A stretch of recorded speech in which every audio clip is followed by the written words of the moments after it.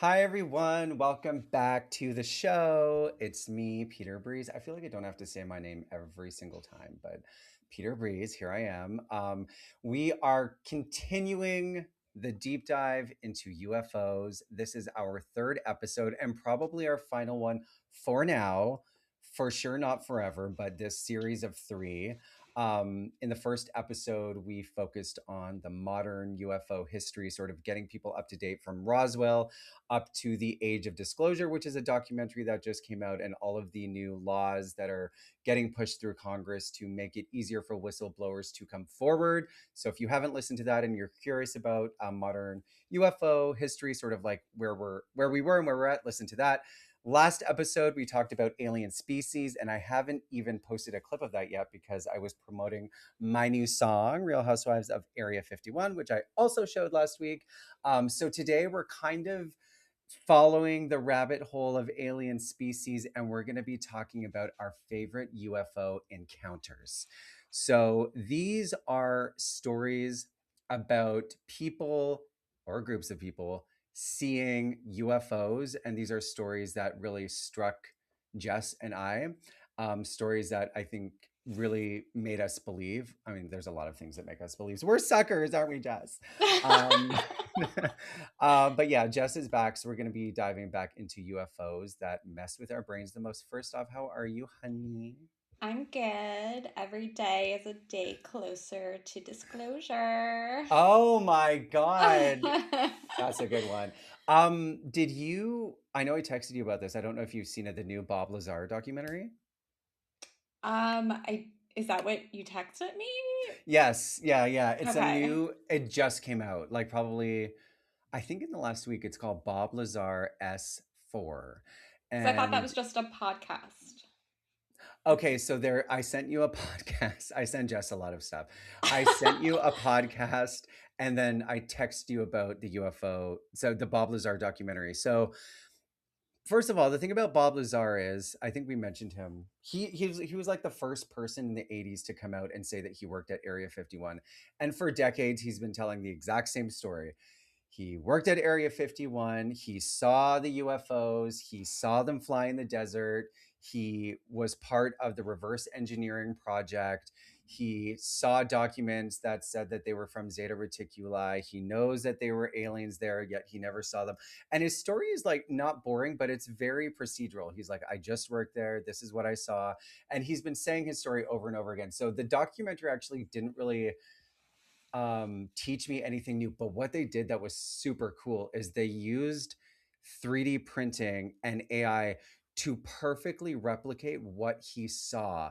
So they really focused on his story and the details of like, okay, what was it like outside of the facility when you got there? What were the hallways like? What was the office like? What was the ship like? So it was really really cool because you really saw it through his eyes, and now with AI being so realistic, it was fantastic. I watched it when I was hungover after my release party, and I was like, "This is fucking awesome."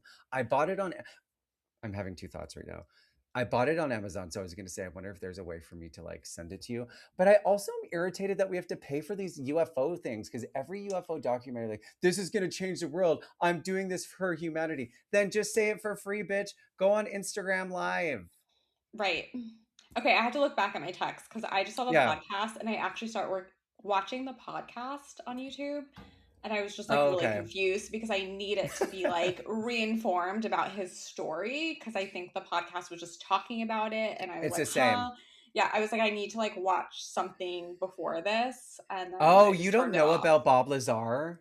I do, and I think I've watched a documentary like a year or so ago, Okay. but you know, Yeah. I Yeah, don't yeah, yeah. retain all of it. So I'm like, oh, I You'll need to love like his story. rewatch his story again. He's the most credible witness. And the thing that's interesting about him is things that he claimed back in the day are slowly being verified over time. The first was element 115 that didn't exist. And he said there was this element, and then later it was discovered. He spoke about the location, which people could never find on a map. They recently could find it on Google Earth. But he actually like drove his friends to Area 51 when he was working there because he was like, I need people to know this. And they got caught, and that's why he was fired. And then they Oh, started like tapping his phones. They were like, your wife is cheating on you. They like, it's crazy. But He never sold a book. He doesn't really like public interviews. I mean, he's done sort of a circuit recently, but he doesn't strike me as like a fame whore, which like some of these UFO people are constantly out there like doing shit. But yeah, watch Bob Lazar. Anything Well, about because him? the one thing I do know about him, because my husband and I discuss all this UFO, UAP Yeah. stuff as well, is that there's a theory about him that he's a quote useful idiot and a disinformation target. Like Yeah. they fed him all these scenarios, put him in secret places just because they thought he would go out and story tell about them to confuse the public. Which I don't know, like, again, if you're saying he doesn't seem like he's someone like talking too much or putting out books, then why would they do that? They would probably just use somebody else who seems like they're more of a chatterbox and like wants fame. So, I mean, the reason why Bob Lazar would be good is because he is so how can I say it's not an insult. He's just like an everyday guy. He's a scientist. He's just like mhm. he's just telling the story. He's not sensational. And when people push him on the on like the alien thing, he's like, I don't know. Like I don't know where they're from. I haven't seen them with my eyes. It could be like he doesn't lean into the conspiracy. He's very much like this was my experience. Um However, if he was a plant, then that could also be true because he's just telling the same story. Why would the Hmm. US government go all this way to show him a spaceship that hovers, that is from Zeta Reticuli? Like, if anything, I think they maybe planted information in the files that wasn't true. Like, they had the craft. I believe that he saw a craft, and I believe that he saw it. I believe that the desert was real. What could be made up is like the document he saw about them being from Zeta Reticuli, but he was Hmm. in the fucking ship. Like, just watch it and then let me know what you think. We'll do another episode when you talk about Bob Lazar when you do it. Yes, another Um, episode. yes, you're back, baby. Okay, so let's talk about our favorite experiences, encounters. So, close encounters of the third kind is a visual sighting. Close encounters of the fourth kind is physical contact with an extraterrestrial. So we are talking about close encounters of the third kind. Now, the one that always sticks out to me is the Phoenix Lights incident. This, to me, is such a strong case for something unexplainable that hasn't been explained, and the pattern of gaslighting that comes from the media and government after something like this happens. So this took place on March 13th, 1997, just 2 years before Britney Spears debuted on the charts, over Arizona. So over the course of a few hours, people across the state started reporting something in the sky, lights. But it wasn't a vague, like they weren't seeing one or two things. It was a very consistent report. People were describing a massive V shaped formation just gliding slowly overhead. It wasn't blinking, it wasn't moving fast, it was completely silent. And a lot of the witnesses didn't think it was multiple lights. They thought it was one solid object, something huge, big enough to block out the stars. But when I say huge, I mean people said it was like multiple football fields long, like massive. Thousands of people saw this across towns, across cities. I think it was like over 250 kilometers or miles. This thing was seen. So it's one thing to be a hiker out in the friggin' forest and you see something and you come back and you're like, I saw a UFO. There's so little, like, even if it's real, there's not a lot of, it's so easy to dismiss it because it's one person seeing something, right? Thousands of people, thousands, and the fact that it was the same report over and over and over again is pretty remarkable to me because a lot of the most famous UFO experiences, or the most interesting, are usually one or two people. Um, Later that night, there was a second wave of sightings. This time, it was a line of bright lights just sitting in the sky. So like hovering. It was like they were sitting on a shelf, and then they were slowly descending. So this is the part that got caught on video and spread everywhere. And actually, now that I'm explaining this, Kurt Russell, the actor, he experienced the Phoenix Lights because he's a pilot, and he was like flying in, and he saw the lights at the time. So not only thousands of people, but also a movie star. So obviously to this day, it's still debated, and the official explanation doesn't fully match what people say they experience. Of course, shocker. Um, so I watched a documentary about this, and there were hundreds of reports, right? So obviously the next day or over the course of several days, there had to be some sort of public release because there's thousands of witnesses. So the police and news flooded with reports. The Arizona governor later claimed he saw something unexpected, but they did a press conference where I don't know who the politician was. He came out and he was like, okay, you're right. It's time for us to be honest. And I think people were like, okay, this is like, he's going to tell us what happened. And then they had this person come out dressed like an alien, and the media like laughed, and they sort of like dismissed it, and it went away. After getting pushed more, the official explanation came from the government or the Air Force that it was 10 aircraft flying in formation, and the lights that people saw that were in a straight row that were slowly descending were military flares for the later lights. So the reason why people were questioning it is because they were silent. People know what jets are, and I think they can tell the difference between one solid object and 10. And again, thousands of people, thousands. Um, it's so irritating to me that sometimes the explanations we get are so stupid. Like, even the biggest skeptic in the world, I think, could tell the difference between something that's bigger than a football field that is slowly gliding versus 10 jets moving in formation.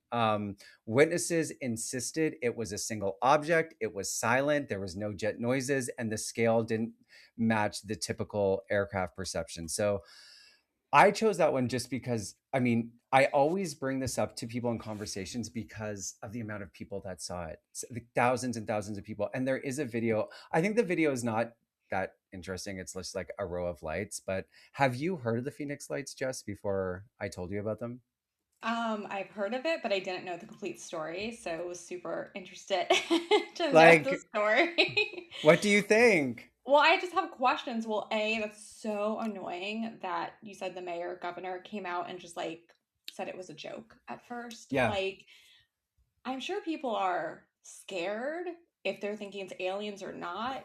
If it's not aliens, is it, or, is another country coming over and doing something that's, fearful? Like, what is happening? Like, what are these lights? No one's explaining it. And then they just come out and joke about it. Like, that's so annoying. It's so irritating. And remember, this is something we spoke about in one, I don't know what episode.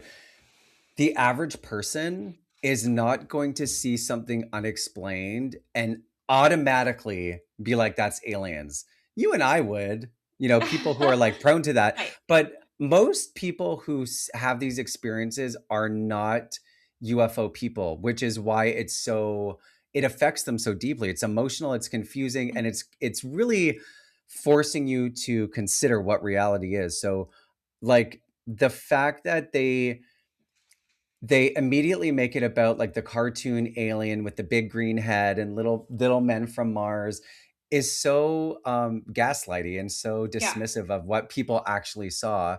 And it doesn't change the truth. Also, like, let's go to Arizona next episode. We're going to fly there. I'm going to interview the people on the streets. But it Anything would to be get you out here, Peter. Listen, if Trump says the aliens are real, but you have to come to America to find out, I would. I'm like knocking on the White House door. Wait, so They was there any, like, did anyone describe any feelings? Like, did they have a sense of Oh, fear? Did they ominous. have like Yeah. a sense of calmness? Did they No, have a not sense of calm. ominous? Ominous. It's just sort of like this large, and there's this thing that happens. Hang on. What is the feeling you get when you are around something massive?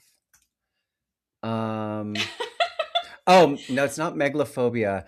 I read this recently, and it's a sensation where a human being is around something that your brain can't comprehend how big it is, like maybe the ocean or like the Hmm. sky.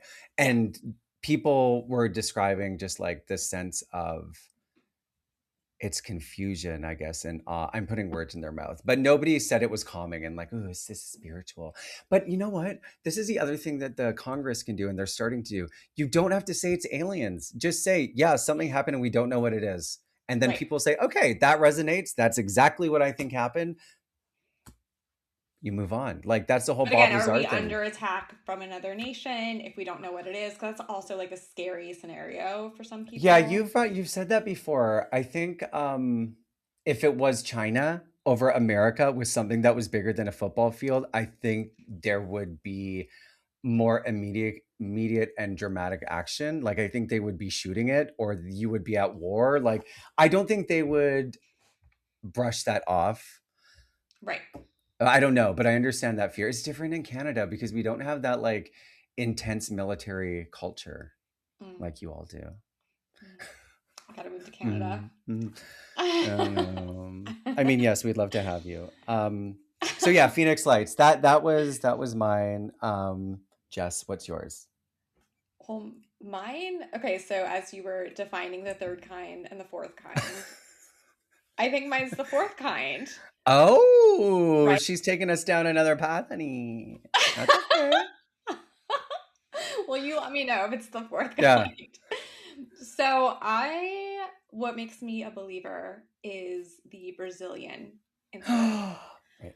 I don't know. I'm acting So, surprised. I knew you were going to talk about this, but even in the moment, I'm like, right, that one. and I'm surprised because you said yours was 1997 Yeah. and mine's from January 1996. So the 90s to me seems like it was yesterday. Like these are like Peak, peak. very recent Well, sightings. Bob Lazar did say is like it was until the 70s. I'm not even gonna say it. That's when we were in touch with aliens and then they left because we did something. But yeah, I don't know why the 90s were a hot moment. Yeah. Anyway, tell me about the Brazil incident. So I don't want to butcher this, but it was in Varginha, Brazil, Yeah. 1996 in January, and there was an actual alien being there.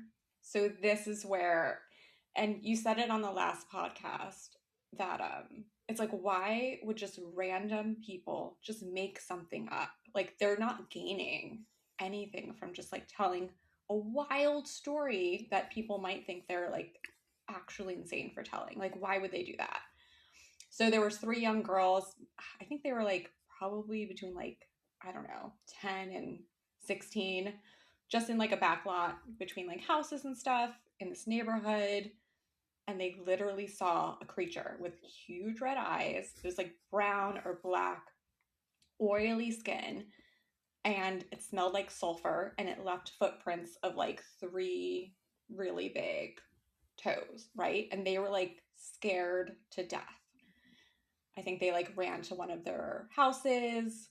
The mother was like, "What are you scared of?" They went back begrudgingly to the area and still saw the being and it ran. And then all of a sudden there was just like military presence everywhere.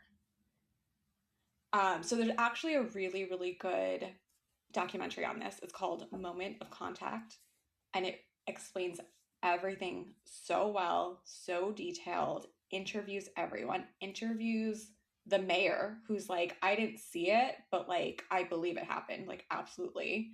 Interviews the doctors where they actually captured the being, the military agent, or maybe it was a police officer who physically handled the being and captured it very soon after died because of like I don't know, this creature has like Yeah. just from another world, right? Like who knows what kind of smells, gases, whatever it's emitting that like coming in contact with us is actually poisonous. Who knows what happens? if he died because of that or if he died because, someone had to take him out because he knew too much. He was up close and personal with it. So apparently they delivered it to this hospital. Military officials went into the hospital. So in this documentary, they were also interviewing the military official that was there. Like, people are like, hide my voice, hide my face. This will ruin me. But like, the interviewer got really, really good content. It is so believable, in my opinion. Again, all of these people have things to lose. Why would you just make up a story about a creature? It was later dismissed that it was just like, you know, a mentally ill person like running around town. It's like, come on. But there's literally stories within it that the US actually came in as well and potentially took the body. There's stories of like literal men in black coming up to the doors of like the houses of where the girls lived, talking to the mother, talking to the aunts, threatening them, or trying to give them money, like hush money. So it's like all these elements of cover ups, men in black, actual alien sighting, and everyone in the town talking about the incident, like they don't seem that fearful. They're just like, yeah, like this like happened. This is something that happened. We all believe it happened. Yeah. Again, even the mayor. So how do you get all those people to just, tell that story, tell that same story? Yeah. And just fully believe that, like, yeah, like an incident happened here and it was real and there was an alien here. I mean, even just saying, I believe that it happened and leaving it at that, like, they saw something. I don't know. They think it was an alien. Maybe it was something else. I think just like for people who have a hard time believing that there was an alien being in this town, I think you could still watch the documentary and be like, well, obviously something happened. Um, and now I feel like there was a recent follow up about this, and they went back and interviewed the doctor, I think. Well, yeah, there's a doctor that's on the documentary as well. Okay, maybe this is it, but Moment of Contact isn't brand new, that documentary. Is Right. I it? forgot. A few years old. You can watch it for Follow up free on to YouTube. Moment. It is We don't free. have. Yes. Moment of Contact New Revelations 2025 is a 2-hour follow-up documentary by James Fox that expands on the 1996 Varginha, Brazil UFO incident. So this, what it did is by the way, this was like a 1 hour and 58-minute documentary. And then the last 2 minutes was like the compelling testimony from a neurosurgeon who alleges direct communication with the captured entity along with insights. So the new testimony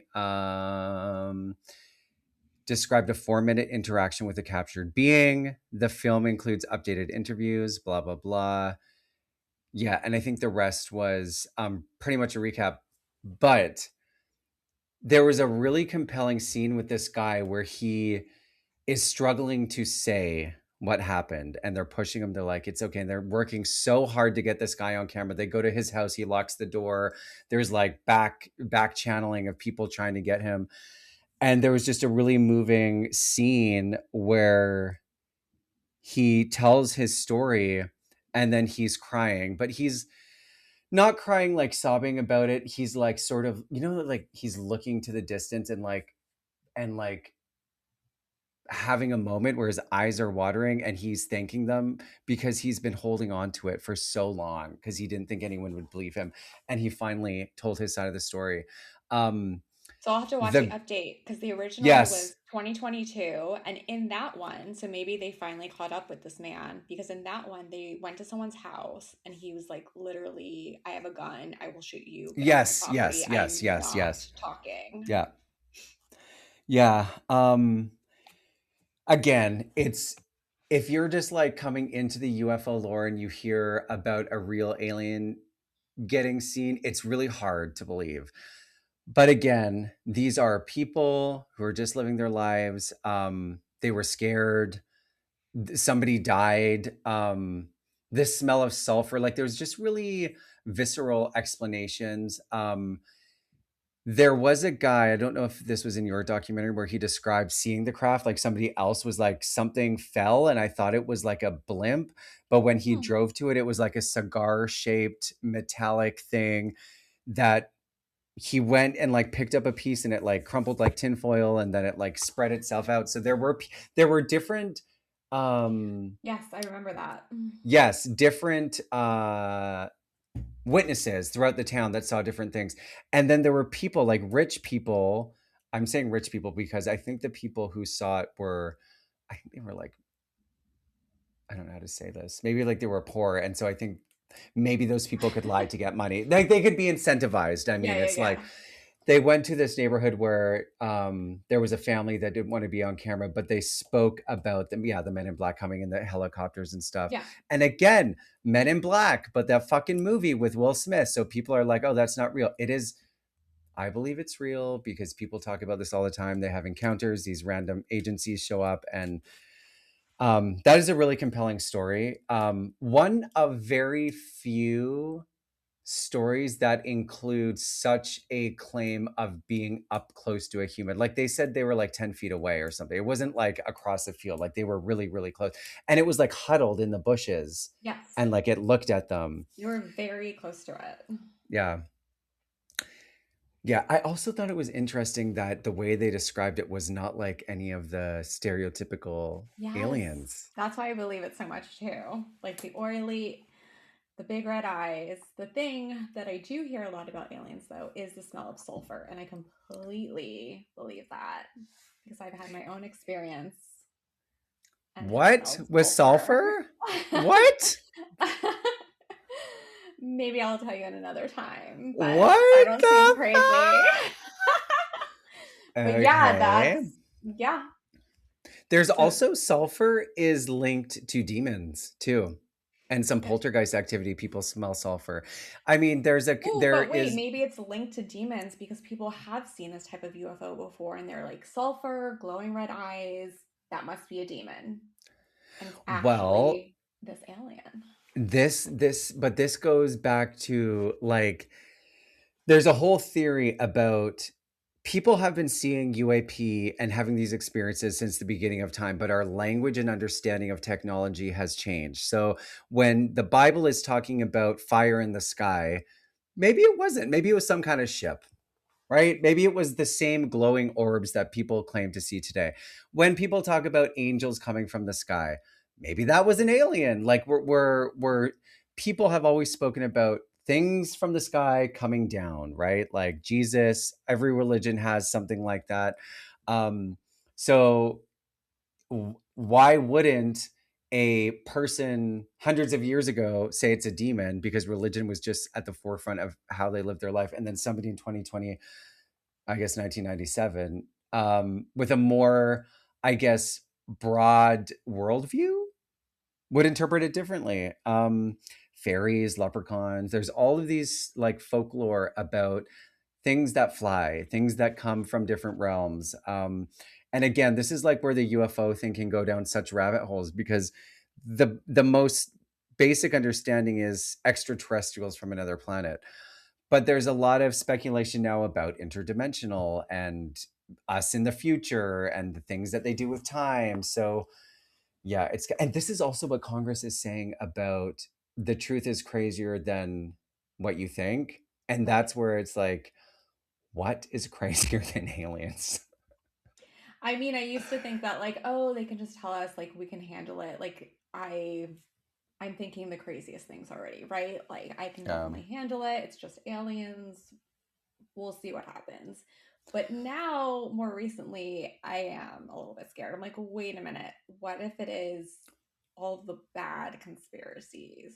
You yeah. know, all the conspiracies where we're like a slave planet or something, and or we are in the Matrix. Like all the ones I don't like. I'm like, I'm wait, okay with the what if it Matrix. is? I'm okay. I'm okay with and we're already fucking slaves to capitalism. Like it's like that's already happening. I know, I know. I was just watching another TikTok video. If we're going down rabbit holes of just like Mhm. all the reasons why, you know, we are probably aliens, or like it doesn't seem natural for us to be here, and like giving those Yeah. reasons of like, oh, like all these animals can bask in the sun but we get sunburnt, and how all these different species have evolved and blah blah blah, but like we need to do all these things to, again, just protect our skin or do this or do that to like Oh, live interesting. on this planet, but nothing else has to develop products, and I don't know. That's interesting. um That's interesting. There's also just like the leap in evolution where it was like we were cavemen and then suddenly we were doing agriculture and we Oh, were yeah, doing that's the whole art. like Anunnaki theory. I listen, have you read the Book of Enoch? I have not. Okay. The Book of Enoch is from the Dead Sea Scrolls, which was discovered in like I think the 50s, like pretty recently. And it was a book that was left out of the Bible. And this is the most UFO thing. One of the congresswomen, I don't know her name, she was like, read the Book of Enoch, and that's pretty much what happened.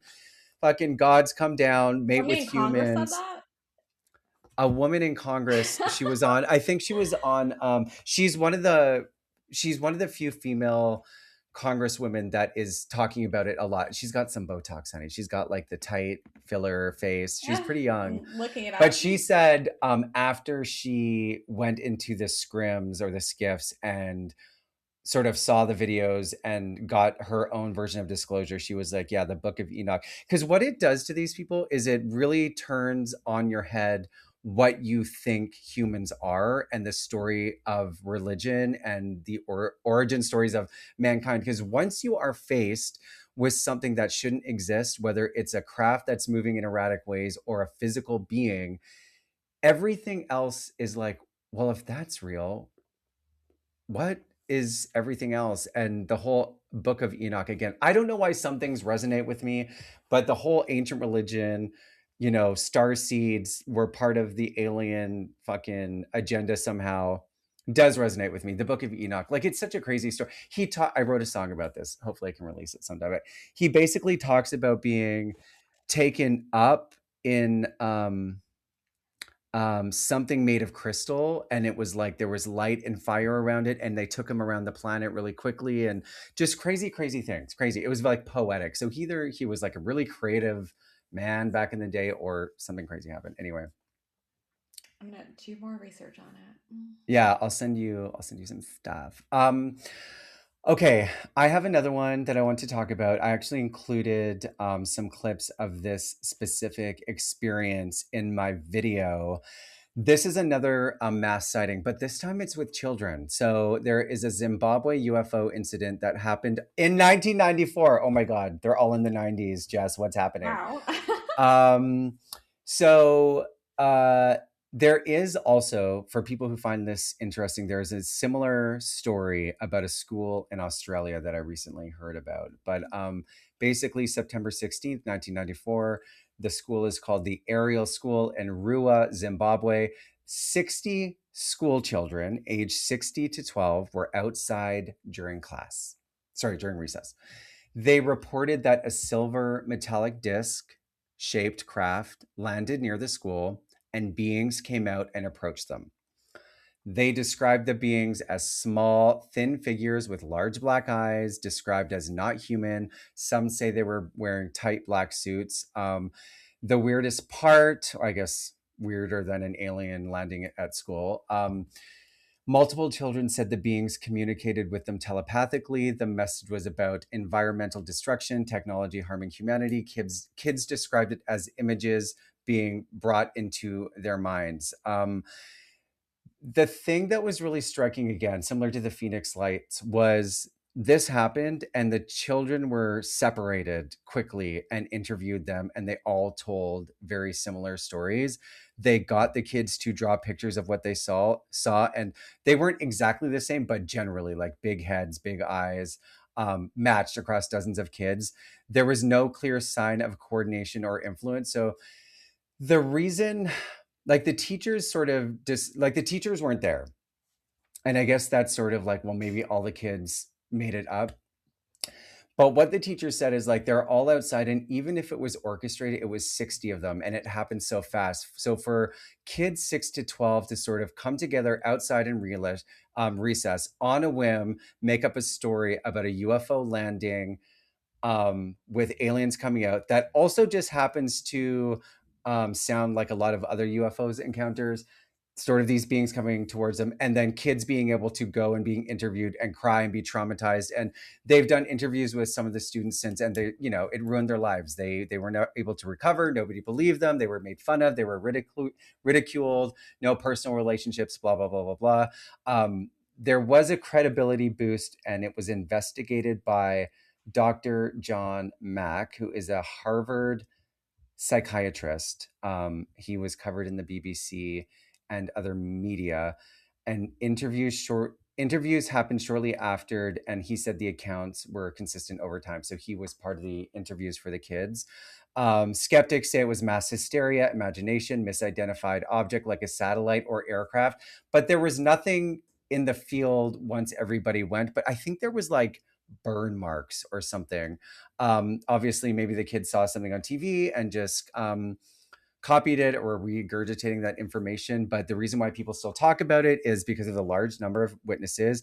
The kids had no motive, obvious motive to fabricate. I mean, attention, yes, but again, that would be a pretty big conspiracy for those kids to come up with in real time. The story has stayed consistent into adulthood, which I think we can't underestimate that imagine something that you were made fun of as a kid, to made to feel like you were stupid, that you were lying, that made you feel like shit. Why, as an adult, you would continue to tell this story, even though there's absolutely no proof of it? Right. Why? Um, it feels different from the typical lights in the sky sighting. So yeah, I mean, again, anything that's a group sighting really resonates with me. There were kids. The interviews are really compelling. There's also an interview about them. I don't know if it's an interview or just like news clips from YouTube, but yeah, the kids were interviewed by the government. Again, Americans showed up at the scene. It was quarantine. Like, anybody who's a skeptic, watch it. Let me know what you think. If you think all the kids are lying, okay. That's not what I took from it, but yeah, I found it really compelling. Did you know about that story? Yeah, that's like my number two story that makes me a believer for all the reasons you stated. Like, Yeah. there's so many kids, they all had the same story. Why would they make it up? Why would they continue the story as an adult? Yeah, I Hmm. love that story. And again, yeah, it makes me a true believer.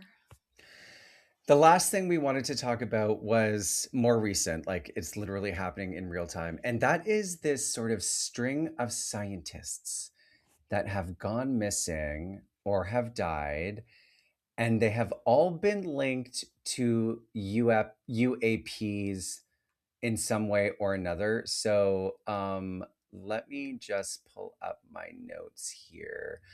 Um, Yeah, I feel like one of the major ones that I was sending you some information on was that retired US Air Force General, Neil McCaslin, yes. um, who also, so he's just straight up missing. And I believe a year after that, a woman, Monica Jacinto Reza, um, who worked for NASA, went missing as well. And they were connected, like they worked together. Yeah, it's interesting. Neil came up in my research too. So he has been connected over time. So he was at Wright. There's a Air Force that's connected to this whole UIP thing, which is basically a Mm, private company that is rumored to, Wright Patterson, that mm. is rumored to sort of have been the privatized contractor that has taken the UAPs and been contracted to reverse engineer it and maybe been using it for modern technology. That is another rabbit hole that suddenly we were able to do. But Neil McCaslin has been linked to that company and special projects for decades. So he's missing completely. And I'm pretty sure his wife was like, something is connected to that and the way he works. There's somebody named Amy Eskridge, so was an aerospace engineer, worked on advanced propulsions. just like Bob Lazar, died in 2022 as a reported suicide, although that didn't track with what her friends and family said, how she was doing at the time. And she was drawing attention to her at the time about her anti-gravity discussion. So yeah, there's these deaths. I think there's like 30 now. I'm not going to list them all because I don't know enough info about them all. But if you look on social media, they're up, and they're starting to talk about this in major news outlets too. But Yeah, it's that's all what I like was acts. Yeah, Yeah, that's what I was gonna say. Like at first, I was seeing this on my feed, and I was like, "Oh, this is conspiracy theory stuff." Like I was kind of watching, but you know what? I think it's probably just a conspiracy theory. Let me not put that in my realm. But then more recently, yeah, it's on major news networks now. I saw videos yeah, of the press asking the White House press secretary about it, about the missing people. But for me, like asking the White House to investigate this is like asking the killer to go find himself, right? Like, yeah, aren't they the ones probably covering this up? yeah, totally. And it's interesting timing because we've had increased government public discussion about UAPs. Um, I feel like the thing again that seems to happen with this is like these really stereotypical, almost Hollywood-esque things happen. Like Bob Lazar working at Area 51, scientists linked to UFOs going missing. It's so like, if that's real, it's insane. But if your mind is open and you think, okay, if it is true that the government has been doing this for a long time, and we're starting to realize at the very least they have been studying it, and we're getting closer to some kind of disclosure because pressure is being put on them with these new policies that are pushed through Congress. And if you are part of the very finite group of people within the government that does know the truth, and you know that it's getting closer to be disclosed, and then you are going to be exposed as somebody who's been orchestrating this lie for decades, what length would you go to keep it a secret? And Mm, you know what I mean? Like, that's an interesting Eve, take.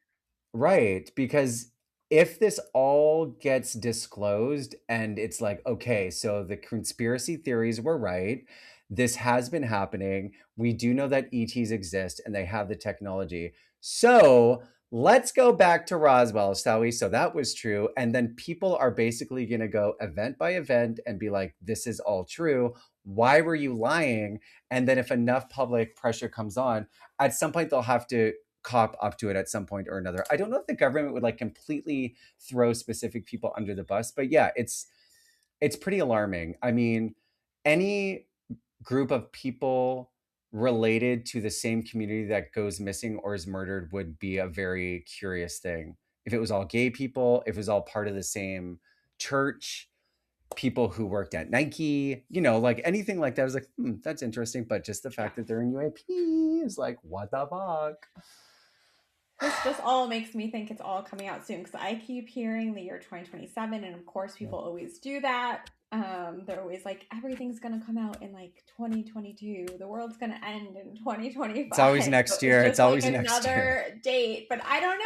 It just feels like we're inching closer to something, like We've something never had this happening. much mainstream validation before. There's Yeah. also like the thing with the US government, which is like Trump is unhinged and he's doing lots of crazy things. The Epstein files and the UFOs are a really good distraction. So there is a reality where they're like, yeah, let's just like pander this a little bit because it's such an like distracting, crazy story to distract from what we're actually doing. But then I'm like, well, that's like he's starting wars to hide from the Epstein files. So we don't really need UAPs.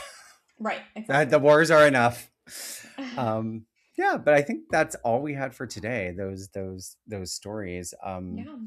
Every time we talk, I realize there's more. Like there's so many theories we can go down, so many people we could profile. But I think it's good that we, take a little pause, get inspired again, get ideas. Hmm. Maybe there'll be major updates in the news soon. I know we got Steven Spielberg's movie coming out in June.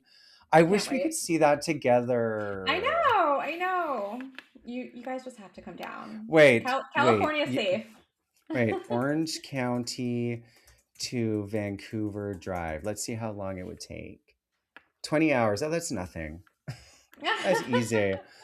I mean, I did drive across the country when I was moving here, so I could probably Yes. do that. Because you're a New York, no, New Jersey. New Jersey? Jersey, Yeah. New York, then California. Well, thanks for coming on and doing the alien deep dive with me. We'll do Oh, it thanks for again soon. having me. It's my favorite. Anytime, baby. Bye. Bye.